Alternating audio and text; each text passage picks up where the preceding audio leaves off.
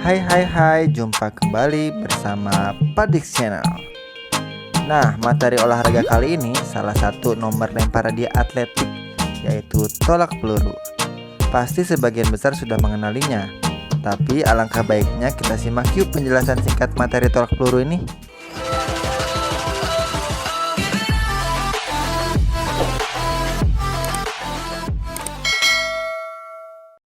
Olahraga tolak peluru disebut juga sebagai induk dari semua cabang olahraga dan jadi olahraga paling tertua di dunia.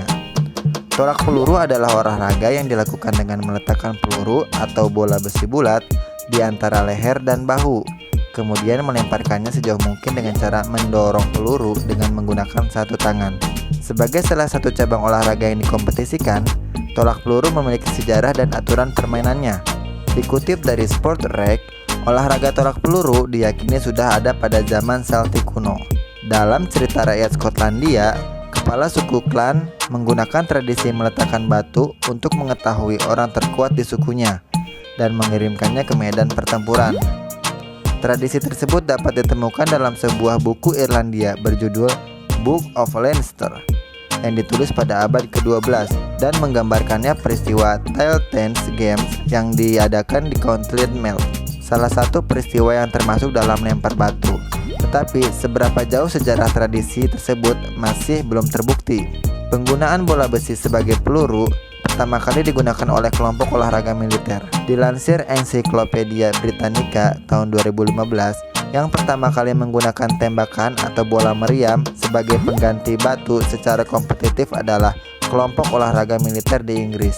Olahraga tolak peluru mulai dikompetisikan dalam Olimpiade pada tahun 1896. Berat peluru atau bola besi yang digunakan beragam, mulai dari 2,76 kg hingga 7,26 kg.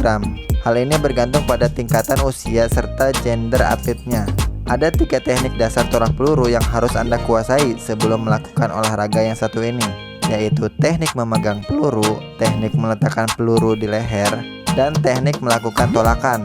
Penjelasan masing-masing teknik tersebut dapat Anda simak berikut ini. Yang pertama, teknik memegang peluru.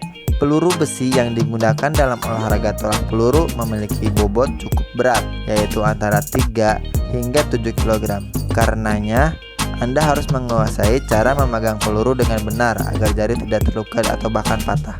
Yang kedua, ada teknik meletakkan peluru di leher.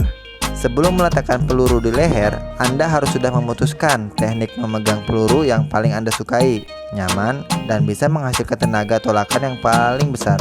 Penggunaan tangan kanan sangat dianjurkan untuk memegang peluru, kecuali bagi Anda yang kidal. Setelah peluru dipegang dengan teknik yang benar, tempelkan peluru pada leher samping kanan. Ibu jari menempel di atas tulang yang ada di bagian bahu atau tulang selangka. Posisikan siku lurus dan sejajar dengan bahu dan miringkan kepala ke arah peluru supaya kedudukan peluru lebih stabil dan mantap. Yang ketiga adalah teknik menolak peluru.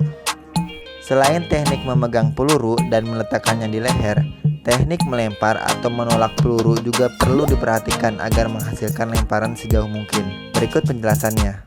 Pertama, persiapan tolak peluru. Sikap tubuh terbaik ketika akan melempar peluru adalah berdiri dengan tegak dan rileks dengan posisi menghadap ke samping lapangan. Untuk memudahkan menolak, kaki direnggangkan selebar bahu dengan kaki kanan sedikit ditekuk dan berat badan menumpu di kaki kanan. Tangan kanan yang memegang peluru diletakkan menempel di bahu, tepat di bawah rahang dengan siku membentuk 90 derajat, dan tangan kiri ditekuk dengan siku menghadap arah tolakan. Yang kedua, gerak tubuh. Saat memegang peluru, kaki yang dekat dengan sektor lemparan digerakkan dengan cara diayun sebagai persiapan untuk menolak peluru. Sementara itu, pinggang diputar ke sisi sektor lemparan sehingga pinggul membantu mendorong. Tubuh condong ke depan dan pandangan fokus ke arah lemparan. Yang ketiga, akhir tolakan peluru. Sebelum menolak, posisi tubuh harus siap dengan kaki kanan yang akan digerakkan ke depan sebagai tumpuan, menggantikan kaki kiri yang digunakan untuk bersiap. Kaki kiri lurus ke belakang dan tidak tegang. Lutut kanan sedikit ditekuk agar lebih kuat mendorong lemparan dan pandangan tetap fokus. Pada saat melakukan tolakan, Memutar badan ke arah sektor pendaratan, kaki kanan menolak dan melonjak agar tenaga yang cukup besar untuk mendorong peluru seluruhnya berada di tangan kanan yang memegang peluru. Setelah itu, lontarkan peluru dengan sudut dolakan 40 derajat ke arah atas. Setelah peluru dilontarkan, kaki mendarat kembali ke tanah dengan posisi sedikit menekuk. Sementara itu, posisi badan adalah ke arah depan dengan pandangan melihat ke arah posisi jatuhnya peluru. Dalam sejarahnya dikenal 3 gaya tolak peluru, yaitu gaya meluncur atau glide, gaya samping atau klasik, dan gaya berputar atau spin. Namun, hanya gaya meluncur dan gaya berputarlah yang masih tetap digunakan hingga saat ini. Memilih gaya tolak peluru yang paling sesuai dengan kemampuan atlet sangat penting dilakukan, karena akan mempengaruhi jauhnya lontaran peluru. Agar Anda menentukan gaya yang paling sesuai, simak penjelasan masing-masing gaya tersebut berikut ini. Yang pertama, gaya meluncur atau glide. Gaya meluncur atau glide merupakan gaya tolak peluru yang pertama kali diperkenalkan. Gaya ini sering disebut juga teknik O'Brien, sesuai nama penemunya, Perry O'Brien dari Amerika Serikat. Meski demikian, gaya ini bukanlah gaya yang paling populer. Pada gaya ini, atlet akan melakukan gerakan setengah putaran terlebih dahulu sebelum melakukan lontaran. Pada persiapan awal, atlet menghadap ke arah belakang, kemudian mendorong tubuhnya ke arah belakang, lalu segera menghadap ke depan dan melontarkannya peluru. Yang kedua, gaya berputar atau spin. Gaya berputar diperkenalkan pertama kali pada tahun 1972 oleh Alexander Baryshnikov, seorang atlet olahraga tolak peluru asal Rusia. Pada tahun tersebut, ia berhasil memecahkan rekor baru untuk nomor putra dengan jarak 22 meter.